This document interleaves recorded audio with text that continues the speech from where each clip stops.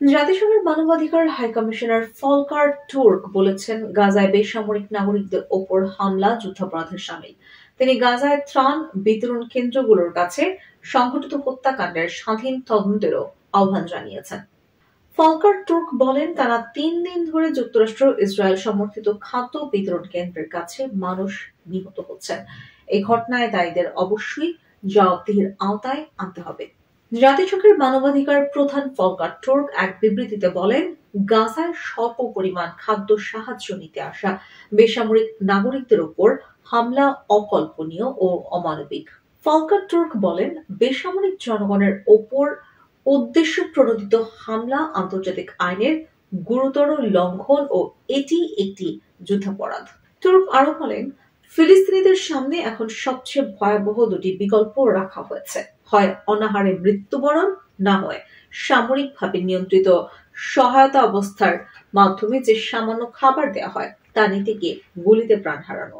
Turk বলেন, ইচ্ছাকৃতভাবে মানবিক সহায়তা পৌঁছাতে বাধা দেয়া যুদ্ধাপরাধ হতে পারে। ফলকার তুর্ক আরো বলেন, ক্ষুধার হুমকি, ২০ মাস ধরে বেসামরিক মানুষের হত্যাযোগ্য ব্যাপক ধ্বংস, বারবার জোরপূর্বক বাস্তুচ্যুতি, অবমাননাকর ও অমানবিক ভাষা এবং গাজা উপত্যকাকে জনশূন্য করার হুমকি ইসরায়েলি নেতৃত্বের এসব পদক্ষেপ আন্তর্জাতিক আইনের আওতায় সবচেয়ে গুরুতর অপরাধ হিসেবে বিবেচিত হতে পারে। এদিকে গাজায় আবার ক্ষুধার্ত ফিলিস্তিনিদের ওপর নৃশংসভাবে গুলি চালিয়েছে ইসরায়েলি বাহিনী।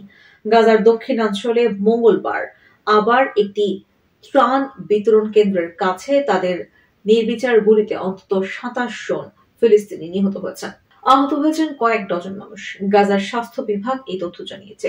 ইসরায়েলি বাহিনী দাবি করেছে, রাফার একটি ত্রাণ বিতরণ কেন্দ্রের কাছে নির্ধারিত চলাচলের পথ ছেড়ে চলে যাওয়া কিছু লোককে লক্ষ্য করে তারা গুলি চালিয়েছে।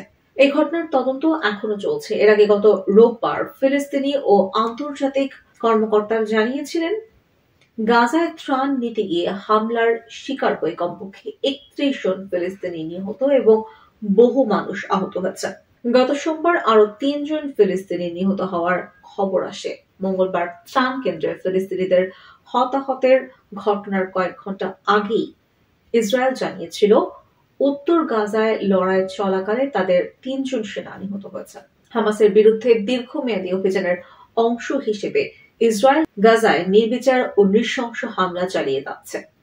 তাদের হামলায় ইতোমধ্যেই গাজার বড় অংশ ধ্বংসস্তূপে পরিণত হয়েছে। রয়টার্স স্বাধীনভাবে উত্তর ও দক্ষিণ গাজার এসব প্রতিবেদন যাচাই করতে পারেনি।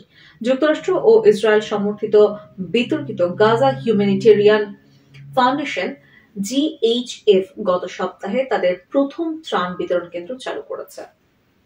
যুদ্ধে বিধ্বস্ত গাজার বেশিরভাগ মানুষই ইতোমধ্যেই নিজেদের ঘর ছেড়ে পালাতে বাধ্য হয়েছে।